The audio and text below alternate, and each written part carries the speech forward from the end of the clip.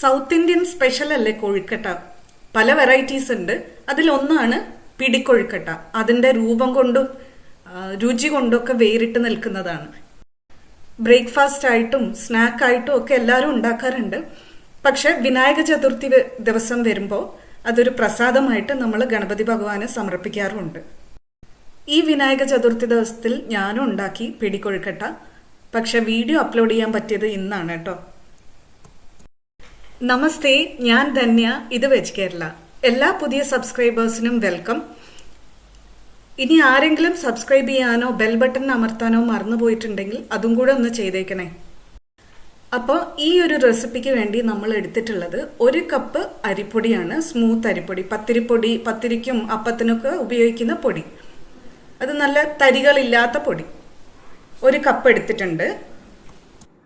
1 cup അരിക്ക് 2 cup വെള്ളം എടുത്തു വെച്ചിട്ടുണ്ട്.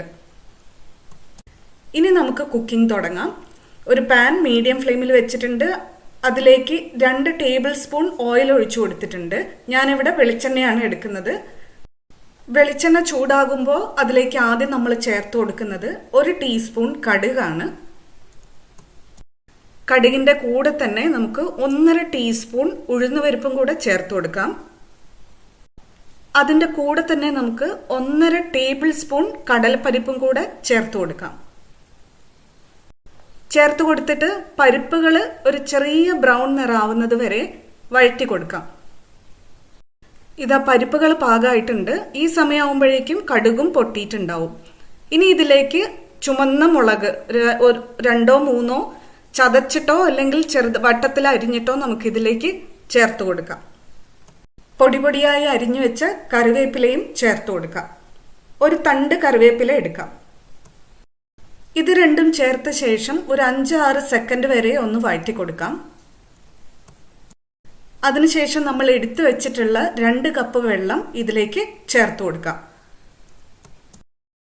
ഈ സമയത്ത് തന്നെ പാകത്തിന് ഉപ്പും കൂടെ ചേർത്ത് കൊടുക്കാം.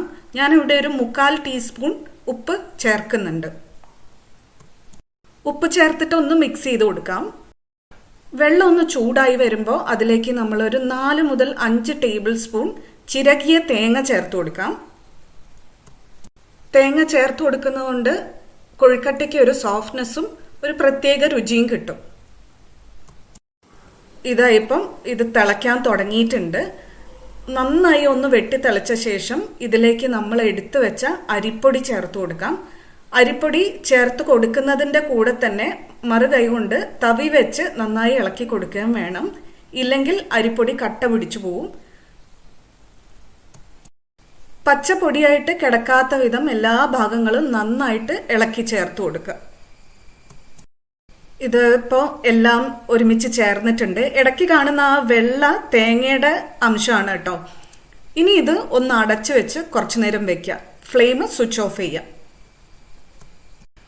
ഇനി ഇതൊന്ന് കൂൾ ഡൗൺ ആയതിനു ശേഷം അല്ലെങ്കിൽ ഒരു വാം എന്നുള്ള സ്റ്റേജ് എത്തിക്കഴിഞ്ഞാൽ നമുക്ക് കൈകൊണ്ട് തന്നെ കുഴച്ച് ഒന്ന് മയപ്പെടുത്തിയെടുക്കാം. ഇതിനധിക സമയമൊന്നും എടുക്കില്ല കേട്ടോ. നമ്മൾ ഓൾറെഡി അരിപ്പൊടി തിളച്ച വെള്ളത്തിലേക്കിട്ട് കുക്ക് ചെയ്തെടുത്തതാണ്. ഒരു 10-30 സെക്കൻഡിനുള്ളിൽ തന്നെ കുഴച്ചൊരു മയപ്പെട്ട് കിട്ടും. ഞാനൊരു ഇഡ്ലി ചെമ്പിൽ വെള്ളം വെച്ചിട്ടുണ്ടായിരുന്നു തിളയ്ക്കാൻ വേണ്ടി. അത് തിളയ്ക്കുമ്പോഴേക്കും നമുക്ക് നമ്മുടെ കൊഴുക്കട്ട പിടിച്ചെടുക്കാം. നമ്മുടെ കൈവെള്ളയിൽ ഒരല്പം എണ്ണ തടവാം. എന്നിട്ടൊരു ചെറിയ പോർഷൻ, കൊഴുക്കട്ടയ്ക്ക് വേണ്ട ഒരു പോർഷൻ മാവ് എടുത്തിട്ട് കയ്യിൽ വെച്ച് തന്നെ നന്നായിട്ടൊന്ന് ഉരുട്ടിയെടുക്കുക. ഉരുട്ടിയെടുത്തതിന് ശേഷം കയ്യിലെ വിരലുകൾ അതിലേക്ക് പതിയുന്ന വിധം ഒന്ന് അമർത്തി കൊടുക്കുക.